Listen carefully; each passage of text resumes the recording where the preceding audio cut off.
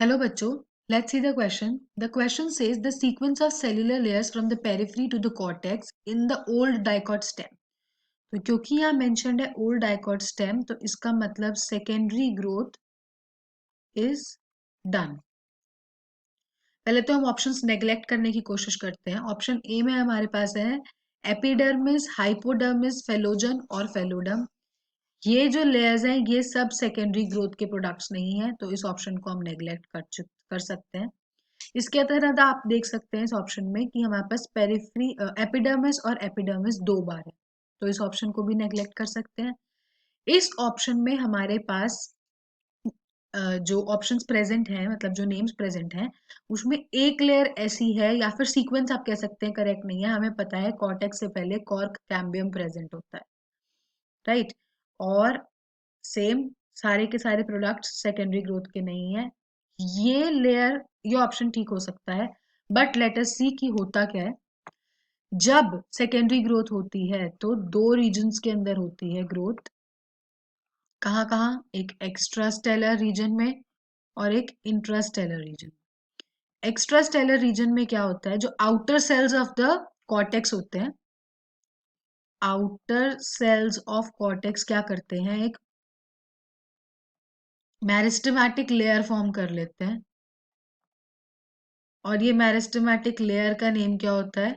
Cork cambium. Cork cambium क्या करता है? सेकेंडरी ग्रोथ शो करता है, जिसके अंदर ऊपर ये अपने कॉर्क बना लेता है और नीचे क्या बना लेता है? Secondary cortex. Let us C sequence क्या होता है, पूरा का पूरा सीक्वेंस समझते हुए करते हैं. सबसे ऊपर वाली लेयर होती है एपिडर्मिस. एपिडर्मिस के बाद हमारी आती है हाइपोडर्मिस. हाइपोडर्मिस के नीचे लेयर फॉर्म होती है कॉर्क की, क्योंकि कॉर्क कैम्बियम दो जगह ग्रोथ शो करता है. अपर लेयर उसकी कॉर्टेक्स होती है और lower layer secondary. Upper layer cork होती है और नीचे वाली लेयर सेकेंडरी कॉर्टेक्स होती है. तो कॉर्क आ गई, जिसे आप क्या बोलते हैं? फेलम. इसके नीचे बन जाता है कॉर्क कैम्बियम. कॉर्क कैम्बियम का दूसरा नेम क्या होता है? फेलोजन. फेलोजन के बाद नीचे बन जाती है सेकेंडरी कॉर्टेक्स. सेकेंडरी कॉर्टेक्स का दूसरा नेम है फेलोडर्म. फेलोडर्म के नीचे एक लेयर बनती है जिसे हम बोलते हैं प्राइमरी कॉर्टेक्स.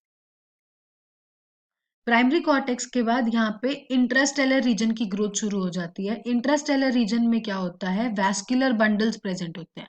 वैस्कुलर बंडल कुछ इस तरीके से प्रेजेंट होते हैं. ऊपर वो क्या बना देते हैं?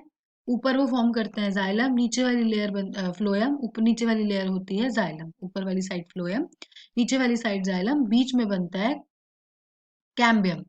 कैम्बियम ऊपर और नीचे ग्रोथ शो करता है और इसके जस्ट ऊपर एक लेयर प्रेजेंट होती है जिसे आप पेरीसाइकिल बोलते हो. वैस्कुलर बंडल्स के जस्ट ऊपर एक लेयर होती है जिसे आप क्या बोलते हो?